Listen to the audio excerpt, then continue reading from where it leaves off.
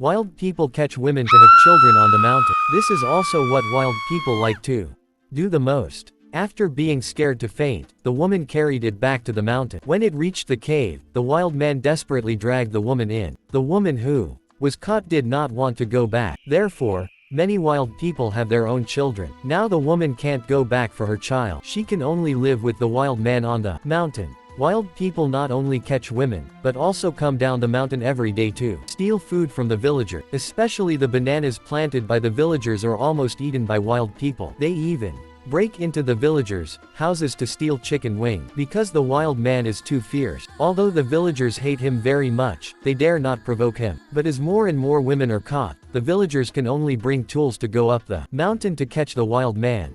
Otherwise, all the women will be caught by the wild man. In order to successfully catch the wild man, the villagers are still poisoning the arrow. As long as the arrow hits the wild man, he will die. The villagers follow the traces and slowly look for him. After a while, the villagers did see the wild man, and the wild man was eating and did not notice at all. The two immediately aimed at the wild man with bows and arrows, and then shot at the wild man at the same time. Unfortunately, only one wild man was shot.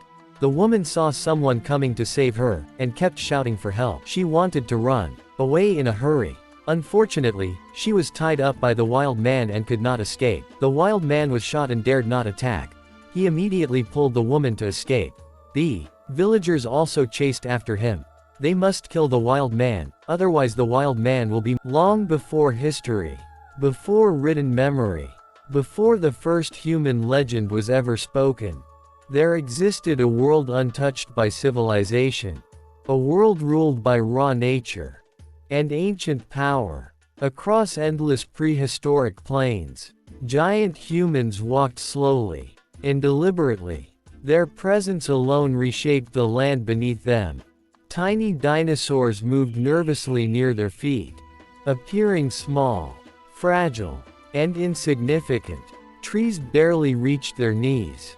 Vast forests bent silently as they passed. Mountains felt closer to the sky, yet even they seemed reachable. Every step sent vibrations through the soil, warning every living creature of their arrival. Dinosaurs watched carefully, their instincts filled with fear and confusion. The giants did not rush. They did not chase without purpose. They moved with calm confidence, knowing nothing in this world could truly challenge them. When dinosaurs attempted to flee, escape was an illusion. Distance meant nothing. Size meant everything. This was not a hunt driven by hunger. This was a demonstration of dominance and control.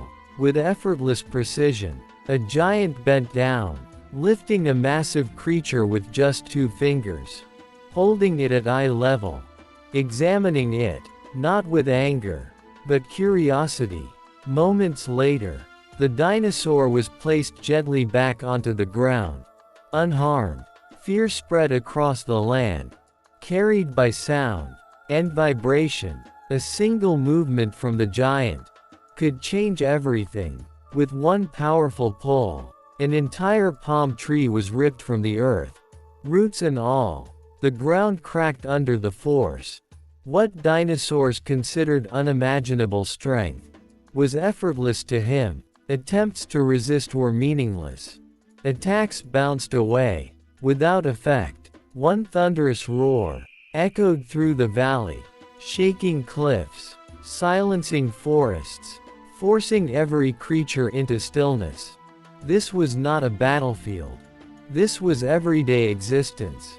Giant humans lived as rulers, not through cruelty, but through absolute power.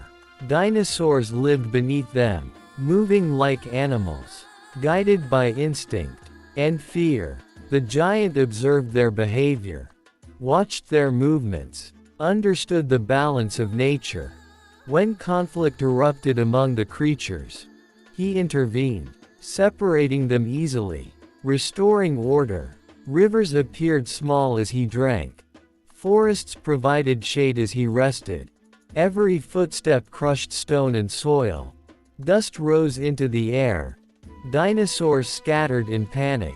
Yet destruction was never his purpose. Mercy remained constant.